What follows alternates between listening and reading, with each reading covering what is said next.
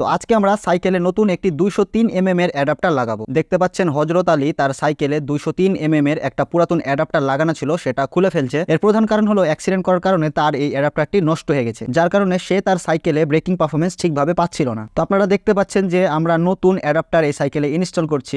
যদিও stunt riding করার জন্য 160 থেকে 180 রোটর ব্যবহার করাই এনাফ, কিন্তু হযরত আলী ব্যবহার করে 203 রোটর। এর প্রধান কারণ হলো 203 রোটরে আপনি অনেক বেশি ব্রেকিং পাওয়ার পাবেন, সেই সাথে আপনার ফ্রেমটা ভেঙে যাওয়ার চান্সও অনেক বেশি থাকবে। এখন অনেকে বলতে পারেন যে 203 রোটরে আমার ফ্রেমটা কেন ভেঙে যাবে? তো এই প্রশ্নের উত্তরটা পেতে হলে আপনারা স্ক্রিনে এখন যে ইনস্টাগ্রাম অ্যাকাউন্টটা দেখতে পাচ্ছেন, এখানে ফলো দিয়ে মেসেজ দিবেন। সেখানে আপনাদেরকে বিস্তারিত বলে দেওয়া হবে যে কি কারণে আপনার ফ্রেমটা ভেঙে যাবে, এবং আপনি সেখানে সলিউশন পাবেন যে কিভাবে ব্রেকটি ব্যবহার করলে আপনার ফ্রেমটা ভাঙার চান্স খুব কম থাকবে। তো দেখতে পাচ্ছেন আমাদের 203 অ্যাডাপ্টারটি লাগানো হয়ে গেছে। আমরা এখন ব্রেকের ক্যালিপারটি সেট করছি। ব্রেকের ক্যালিপারটি সেট করার সময় ব্রেকটা চাপ দিয়ে ধরে রাখবেন, এতে করে আপনার ব্রেকটা একদম মাঝামাঝি আপনি সেট করতে পারবেন। তো অ্যাডাপ্টারটি লাগানোর পরে আমরা এখন ক্যালিপারটা মাঝখানে সেট করার চেষ্টা করছি এবং চাকা ঘুরিয়ে দেখছি যে এই ব্রেকটা ঠিক মতো অ্যালাইন হয়েছে কিনা। অনেক সময় কিন্তু ঠিক মতো ব্রেক অ্যালাইন না করার কারণে আপনারা ব্রেকিং পারফরমেন্স ভালো পান না। তা আপনাদেরকে অবশ্যই ব্রেকটা ঠিক মতো অ্যালাইন করতে হবে। তো ফাইনালি অনেকক্ষণ ধরে চেষ্টা করার পরে আমরা ব্রেকটা অ্যালাইন করতে পেরেছি। তো ধন্যবাদ সবাইকে যারা কষ্ট করে ভিডিওটি দেখলেন,